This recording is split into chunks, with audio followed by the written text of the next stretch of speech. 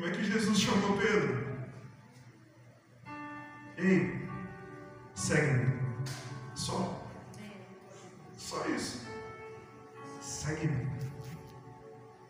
Como é que Jesus chamou o cobrador de impostos? Segue-me.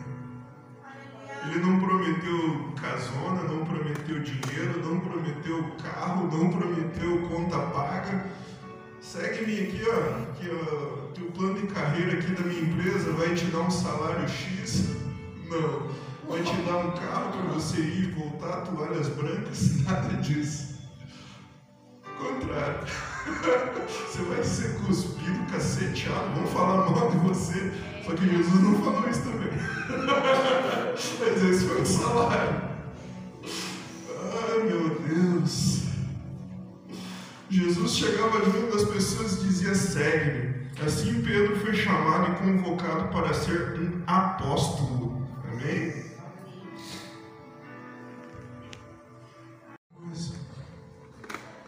E sabe onde que eu lembrei desse dia?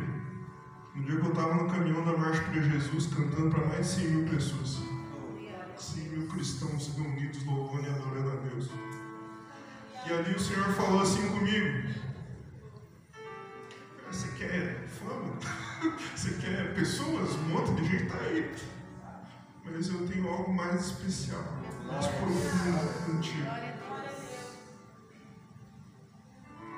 E eu fiquei em choque. Eu falei: Deus, mas eu cantava, eu falava só que eu queria, a única coisa que eu queria com a minha música era ser reconhecido.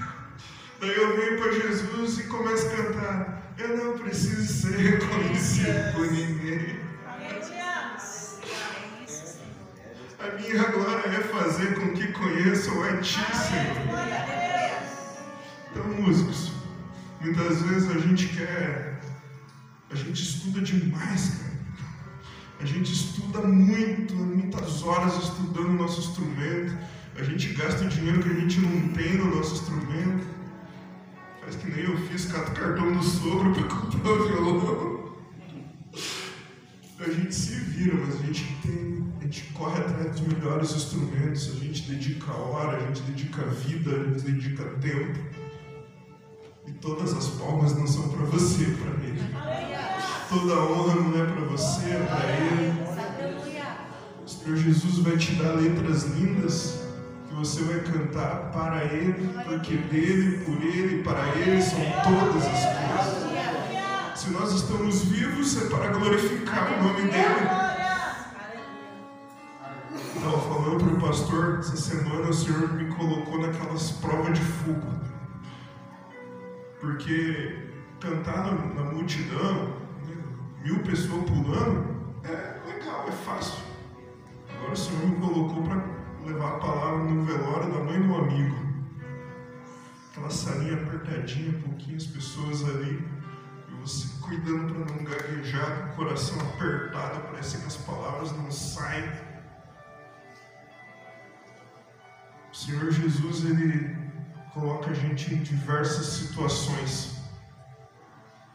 E eu quero te trazer hoje uma outra versão que talvez você possa ser que você não tenha escutado isso ainda. De você ser provado, mas provado de uma forma diferente. Sabe, provado? Jesus passa o dedo em você assim e te prova. Que sabor que você tem? Você tem um sabor doce, um sabor amargo? Que sabor que você tem quando você é provado por Deus? Mas antes da gente entrar nessa parte, eu quero te convidar a abrir sua Bíblia agora. O Senhor Jesus, Ele tem chamado o seu povo com um único propósito. Ele quer aliviar o seu fardo.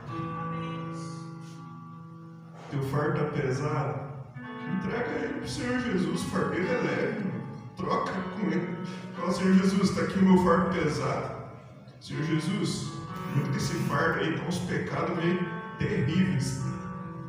Senhor Jesus, eu tenho essa cara de bom moço, mas Senhor Jesus, você não sabe o que é que eu faço quando está só eu.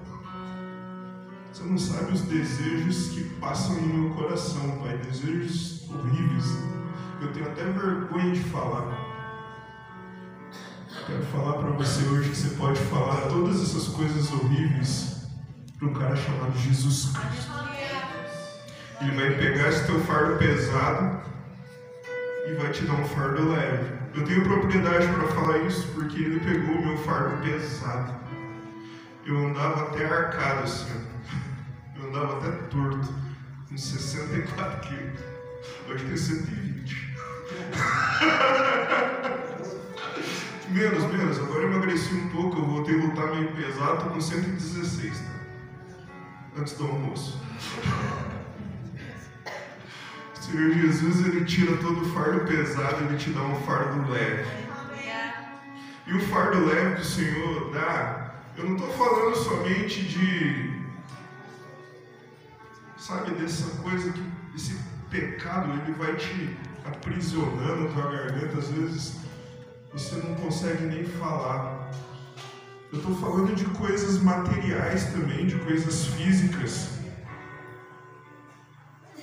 Eu não tinha perspectiva nenhuma, além de ter um barraco. Queria comprar um barraco. Eu andei muito nessa realidade de favela, de quebrada e tal. Eu queria comprar um barraco, lá perto da linha do trem lá.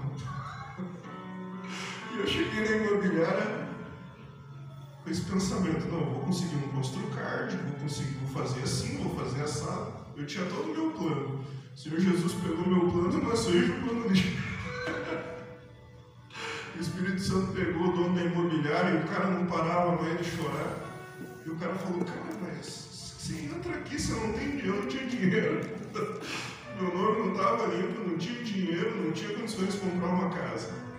E a segunda vez que eu voltei na imobiliária ainda, o pastor, o dono da imobiliária, depois eu descobri que também é um servo de Deus, mandou eu ir com o corretor dele ver a casa, uma casa, que é a casa que eu moro hoje. Quem que era o corretor? Um cara que uns dias antes convidou eu e mais uma galera gigante que estava com a gente a se retirar da igreja dele, porque a piazada fazia muito barulho. Falei: amém. E é bem esse corretor. Falei: misericórdia. E rolou um mistério muito louco do Senhor ali que eu não sei nem explicar para você. Quando eu voltei na imobiliária, eu assinei o papel para... Estava comprando uma casa sem ter o dinheiro da entrada, sem ter dinheiro de documentos, sem ter dinheiro de aluguel, sem ter nada, não tinha nada. E o Senhor Jesus me abençoou, eu comprei uma casa aqui na Vila. Estou resumindo a história, tá? Para você entender. O Senhor Jesus tirou meu fardo pesado, que eu não tinha dinheiro para pagar nenhum aluguel, e me deu um fardo mais leve. Me deu uma casa própria. E eu estava falando com o Vanderlei: que igreja mais linda, né? Que coisa mais linda. Eu falei: tá vendo isso aqui, Vanderlei? O Senhor Jesus vai abençoar essa igreja por causa desses mínimos detalhes. O Senhor Jesus, ele abençoa nos mínimos detalhes. Ele pega aquele lugar todo zoado, todo sujo. Daí vem os irmãos e pintam, e serram e cuidam. O Senhor Jesus fala: olha, chamou minha atenção, eu vou abençoar eles. E é assim que o Senhor faz. Ele abençoa nos mínimos detalhes conforme aquilo que você cuida. Só que cuidar não é fácil. Sabe? Tem horas que o Senhor Jesus, ele vai ter que te levar para um lugar de desconforto. Que lugar de desconforto é esse? Um lugar de confronto. Sabe? Muitas vezes você vai ter que ser confrontado. Por quê? Você tem que ser confrontado, porque você precisa crescer. E você só vai crescer e se desenvolver através de um confronto sadio. O Senhor Jesus quer te levar para um lugar de desenvolvimento e crescimento. Eu fiquei muitos anos estacionado na questão do estudo. Era técnico de informática, estava tranquilo, estava ganhando dinheiro, dando aula e tal, estava lindo. Daqui a pouco fechou tudo. Que azar, ninguém mais faz curso de informática, ninguém mais não sabe nem mexer no Excel, fazer uma planilha, galera, hoje, bem difícil, pouco sabe, porque mudou, virou estação, daí fiquei sem emprego. E algumas estações foram mudando e eu tive estudar. É fácil estudar? Não é. Depois de velho, não é difícil. Só que eu falo para você que Jesus ele vai nos abençoando. Lá no livro de Tiago está escrito assim, que o Senhor Jesus ele dá sabedoria de graça e não lança em rosto. Então, se você não tem sabedoria, peça a Deus, está aqui minha cabeça, me dá sabedoria. Eu estou lendo, Senhor, a Bíblia aqui, não estou entendendo nada. Me dá sabedoria para entender. Senhor, eu tenho que estudar tal e tal matéria aqui. Senhor, está difícil de entender. Abre a minha mente, me dá sabedoria. E o Senhor vai te dando sabedoria. Mas antes você tem que entrar num confronto. Senhor, eu não consigo sozinho, eu preciso da tua ajuda. E sabe, esses confrontos são teoricamente fáceis. Sabe qual que é o confronto difícil? Senhor Jesus, eu sou um vagabundo, Senhor. Senhor Jesus, eu não posso ver um rabo de saia, Senhor, que eu pego até no altar, Senhor. Senhor Jesus, marcou com a moedinha da oferta, está no meu bolso.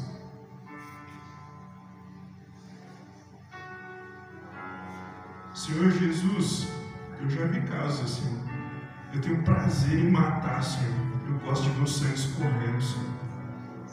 Senhor Jesus, eu tenho mais prazer de ficar no boteco do que ficar na igreja, Senhor. Esses confrontos são difíceis, mas são necessários. Esses confrontos que vão te transformar.